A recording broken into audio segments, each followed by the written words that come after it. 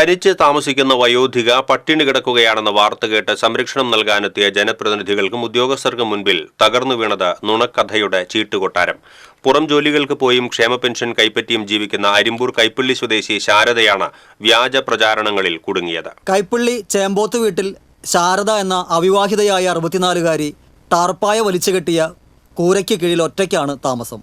ഏതാനും ആഴ്ച മുൻപ് ശാരദയ്ക്ക് കഴിക്കാൻ ഭക്ഷണമില്ലെന്നും ബിസ്ക്കറ്റ് കഴിച്ചാണ് ജീവൻ നിലനിർത്തുന്നതെന്നും വാർത്തകൾ പ്രചരിച്ചിരുന്നു.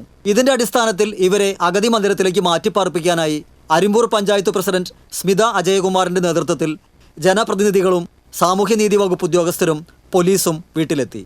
എന്നാൽ തനിക്ക് ഭക്ഷണത്തിന് ബുദ്ധിമുട്ടില്ലെന്ന് ശാരദ ഉദ്യോഗസ്ഥരോട് പറഞ്ഞു.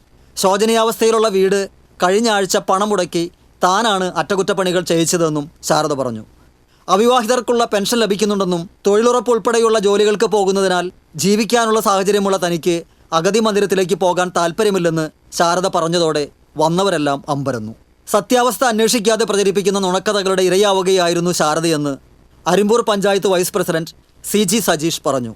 അത്യാവശ്യം മോശമല്ലാത്ത സ്ഥിതിയിലാണ് ഇപ്പോൾ ജീവിക്കുന്നതെന്ന് ആ അമ്മ ഞങ്ങളോട് നേരിട്ട് പറയുകയും ചെയ്തത്. അവാസ്തവമായിട്ടുള്ള വാർത്തകൾ സമൂഹത്തിൽ കൊടുക്കുന്നതിൻ്റെ ഭാഗമായിട്ടാണ് അവരെ ഇങ്ങനെ അഗതി മന്ദിരത്തിലേക്ക് വരെ കൊണ്ടുപോകാൻ തയ്യാറെടുക്കേണ്ടി വരുന്നത്. ഇത് തന്നെയാണ് ഇങ്ങനെയുള്ള വാർത്തകൾ, അസത്യമായിട്ടുള്ള വാർത്തകൾ പ്രചരിക്കുമ്പോഴുള്ള സമൂഹത്തിൻ്റെ പ്രശ്നമായിട്ട് മാറുന്നത്.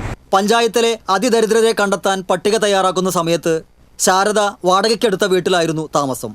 അതിനാൽ ലിസ്റ്റിൽ ഉൾപ്പെട്ടില്ല. ലൈഫ് പദ്ധതിയിലേക്ക് തിരഞ്ഞെടുക്കുന്ന സമയത്ത് ശാരദയുടെ പേര് സഹോദരന്റെ റേഷൻ കാർഡിൽ ഉൾപ്പെട്ടിട്ടുള്ളതിനാലും അവർക്ക് സ്വന്തം വീടുള്ളതിനാലും ആ പദ്ധതിയിലും ഉൾപ്പെടുത്താനായില്ലെന്ന് വൈസ് പ്രസിഡന്റ് പറഞ്ഞു. ശാരദയ്ക്ക് ആകെയുള്ള 4 സെന്റ് ഭൂമിയിൽ 1 സെന്റ് മിച്ചഭൂമിയാണ്. ആധാരമില്ലാത്ത മിച്ചഭൂമിയിലാണ് ശാരദ താമസിക്കുന്നത്. ആധാരമുണ്ടായിരുന്ന 3 സെന്റ് സ്ഥലം സഹോദരന്റെ മകന് പലപ്പോഴായി പണം കൈപ്പറ്റി എഴുതി നൽകിയതായി വെളുത്തൂർ വില്ലേജ് ഓഫീസർ RDOയ്ക്ക് റിപ്പോർട്ട് ചെയ്തിട്ടുണ്ട്. അയൽ വീടുകളിൽ താമസിക്കുന്ന ശാരദയുടെ ബന്ധുക്കളെ വിളിച്ച് കാര്യങ്ങൾ തിരക്കിയ ശേഷമാണ് ഉദ്യോഗസ്ഥർ മടങ്ങിയത്. TCV news, Thrissur.